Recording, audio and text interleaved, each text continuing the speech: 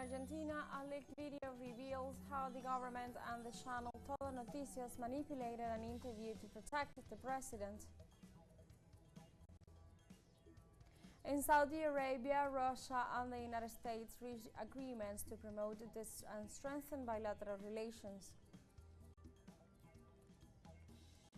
In the Democratic Republic of the Congo, thousands flee to Burundi as the M23 rebel group takes over Bukavu, South Kivu. Hello and welcome to From the South. I'm Alejandra Garcia from teleSUR Studios in Caracas, Venezuela. We begin with the news. Stay with us.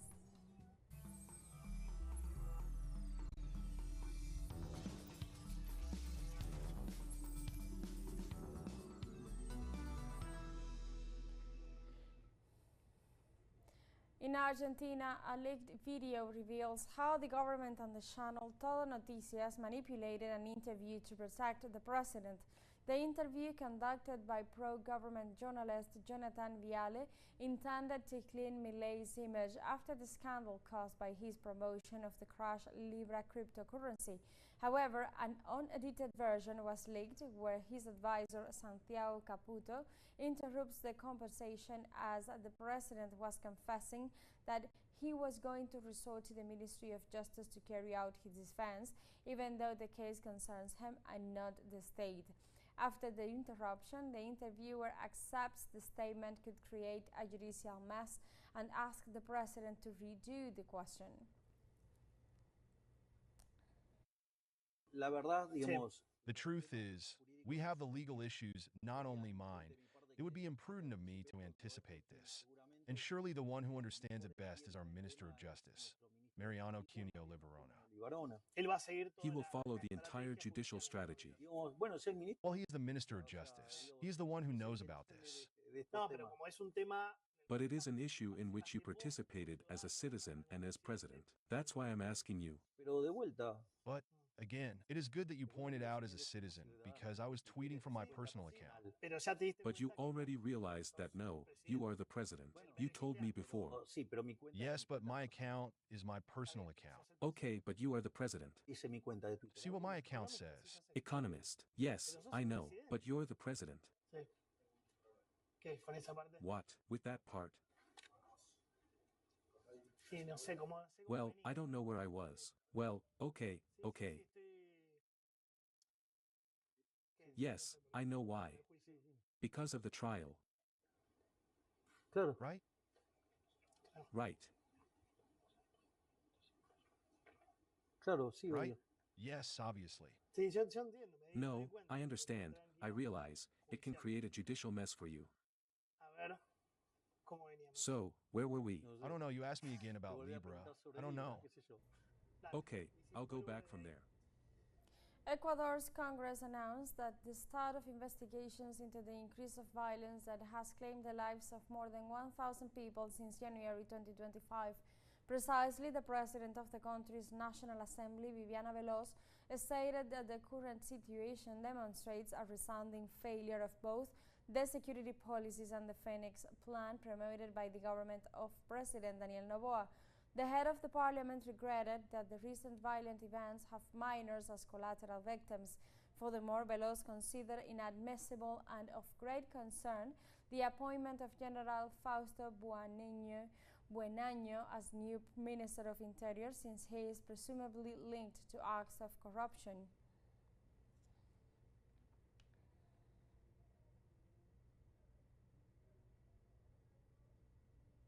The United Nations warned that Haiti reached record levels of food insecurity. United Nations data shows that 99% of families do not eat during the day due to food shortages. They also denounced that armed criminal groups continue to disrupt food supply by closing roads and demanding bribes from truck drivers, which increases prices and leaves families unable to buy basic products. On the other hand, the United Nations warns that because of the U.S. funding freeze, the situation will worsen in the country.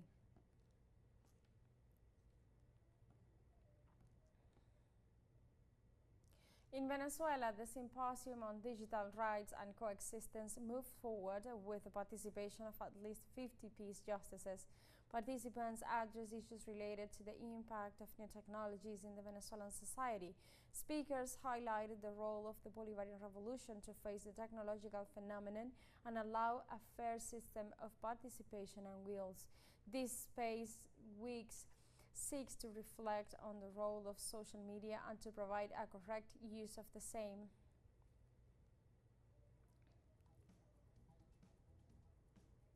And now we have a short break coming up, but first remember you can join us on TikTok at teleSUR English, where you'll find news in different formats, news updates and more. We'll be right back, stay with us.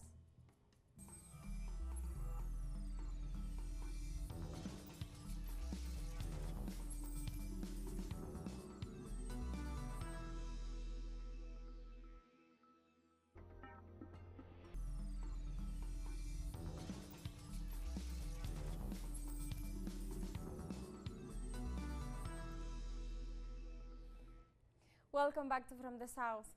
In Saudi Arabia, Russia and the United States reached agreements to promote and strengthen bilateral relations.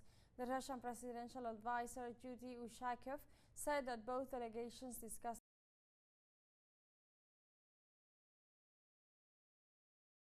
a number of issues, including strengthening bilateral relations, as both sides are interested in this.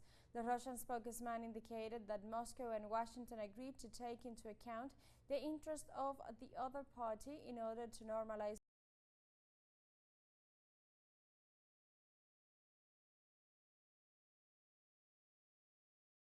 cooperation. These are the first meetings between the two powers since the beginning of the Russian special operation in Ukraine. No specific date has yet been set for Presidents Vladimir Putin and Donald Trump to meet.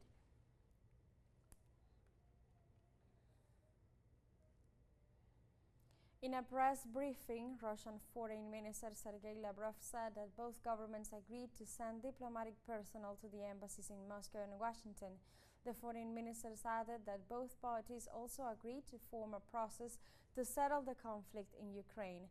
Lavrov further said that the renewed talks aim to create conditions for mutual cooperation in order to regain previous levels and further develop in different spheres.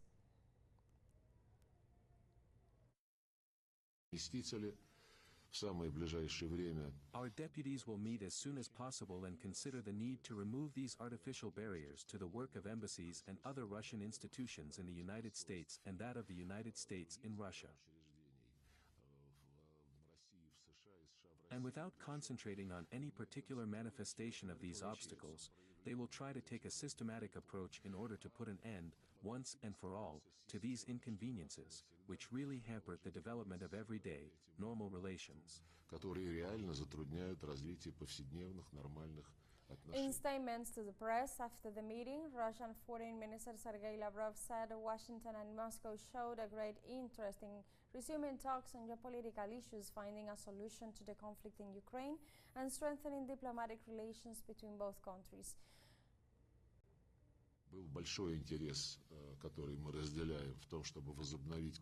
There was a great interest, which we share, in resuming consultations on geopolitical issues, including various conflicts in various parts of the world, where both the United States and Russia have interests.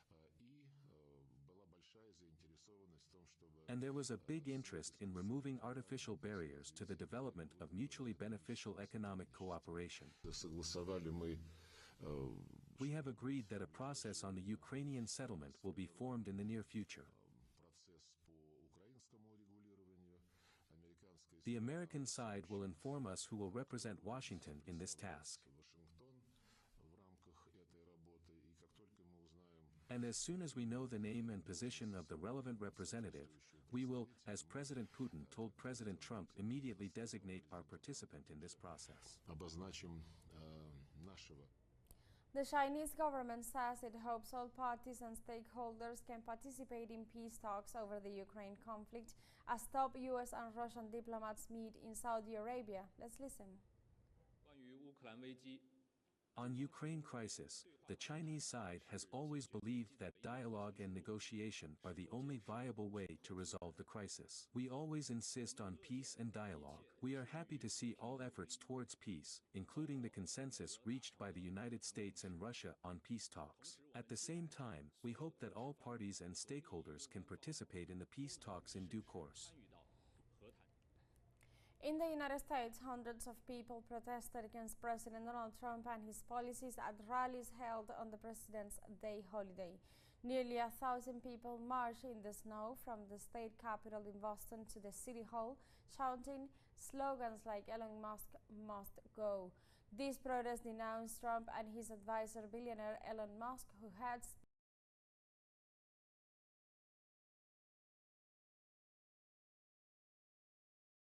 the new Department of Government Efficiency, an entity outside the government aimed at cutting federal spending. The marches followed a series of Trump's executive orders and took place just days after staff cuts were reported at several federal agencies as part of an effort to reduce the government's workforce. I thought it was important to be here on President's Day to demonstrate for what America stands for. American values are not the values of the plutocracy or the limited few rich people. American values are about what we are as a country all together. It's about inclusion, it's about working together, it's about checks and balances, and all of that I'm afraid of being eroded with the current administration. I'm very concerned about the cuts in healthcare and healthcare research. I'm very concerned about the cuts in the federal spending because the federal government provides a lot of services and checks and balances and proper regulation to keep our country moving forward. It felt like I could finally see how many of us there are and how many of us are unhappy with the way that this country is moving. It's disappointing, truly, and I thought we'd already been through this.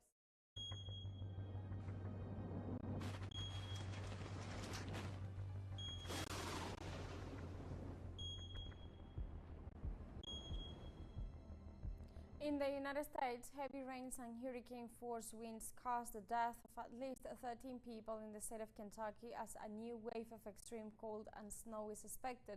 According to the National Weather Service, some areas of Kentucky and Tennessee have experienced over 6 inches of rain. In the last few hours, heavy rainfall generated flash flooding with more than 1,000 people rescued across the state. The storm has left obstructed roads, damaged buildings, and power outages affecting hundreds of thousands of homes and businesses in Kentucky, Tennessee, and other states across the country. The strong winds are expected to continue across the Northeast through Monday night, with a new storm already underway that will bring scattered snowfall across the mountain range.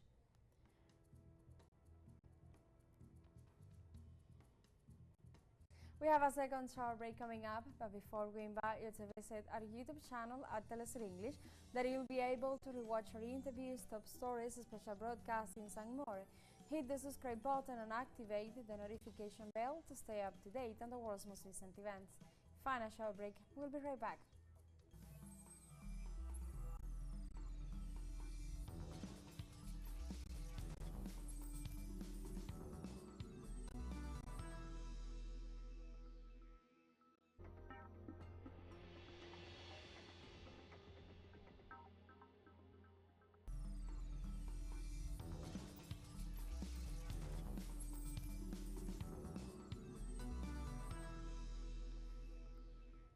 Welcome back to From the South. In the Democratic Republic of the Congo, thousands flee to Burundi as the M23 rebel group takes over Bukavu, South Kivu. Over 10,000 displaced people crossed the Rusizi River, while another group of residents fled from the Kamjola area, camping in the northwestern Burundian province of Cibitoke. Burundi authorities briefly closed the border crossing between the two nations as a precaution to moderate the flow of refugees. The M23 took Bukavu after capturing the city of Goma in North Kivu, as well as the town of Kavumu and its airport.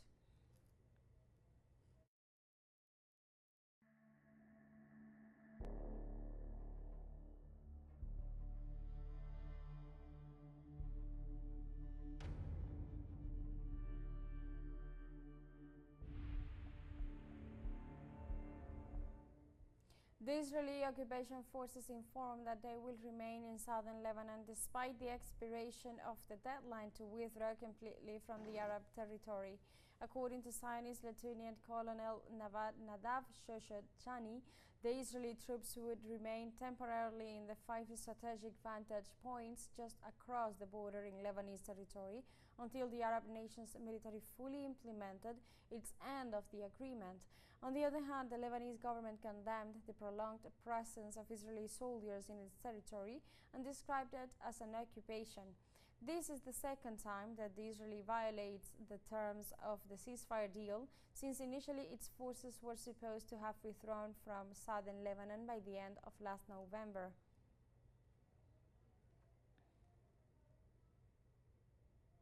Thousands of Lebanese citizens have returned to their homes in the south of the country after Israeli troops withdraw from some civilian areas. At the same time, Lebanese soldiers established themselves in the post occupied by Israel and began work to clear the territory of possible explosive materials. During the conflict, more than 4,000 civilians from Lebanon lost their lives, more than 1 million were displaced, and dozens of houses were destroyed by the Zionist fire.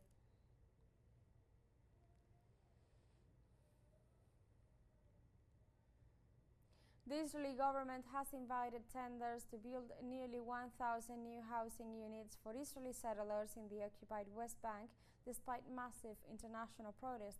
The Israeli anti-settlement group reported that the tender is for the construction of 974 additional illegal homes in the settlement of Efrat, south of Bethlehem.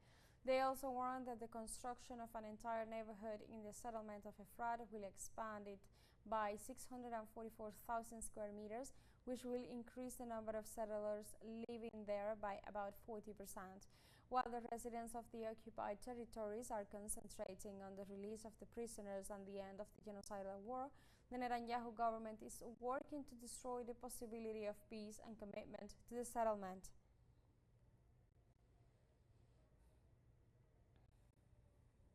Humanitarian organizations warned Tuesday about what they describe as a catastrophic situation in the Palestinian cities of Gaza and Rafah, despite the influx of aid and supplies for the population. According to the British-founded non-governmental organization Oxfam, more than 80% of water and sanitation infrastructure across the Gaza Strip has been partially or entirely destroyed after 15 months of Israel's military assault. Likewise, 85% of the sewage pumping stations, 85% of small desalination plants, and 67% of the municipal wells have also been destroyed by the Zionist attacks. Authorities warned that despite the ceasefire, tensions remain high as violence could return, and this would lead to a public health disaster for those trying to survive on 7% of the water.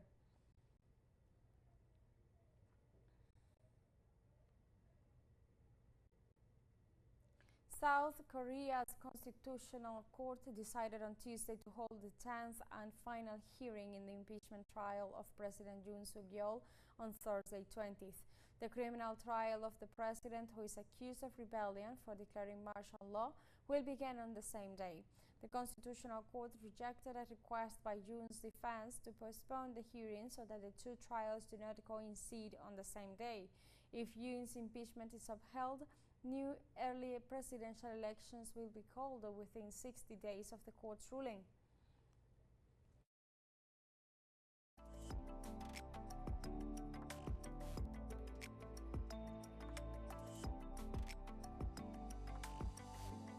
In Germany, British actress Tilda Swinton denounced inhumane treatment and genocide in Gaza at the opening of the 75th Berlin International Film Festival.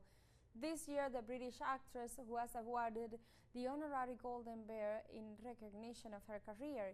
During her acceptance speech, she lashed out at the actions of some world leaders who allowed conflicts and sieges in various territories, such as Israel's genocide against the Palestinian people. The actress, known for her roles in Michael Clayton and Once Upon a Time There Was a Genius, also expressed her desire for an inclusive and racism-free film industry. Berlinale 2025 will feature films from more than 30 countries, including European and non-European countries such as Argentina, Brazil, China, South Korea, Australia, Palestine, and Egypt.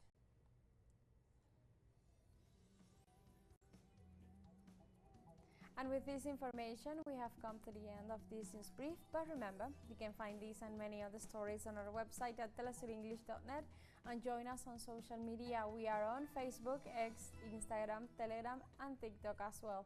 For TeleSUR English, I'm Alejandra Garcia. Thank you for watching.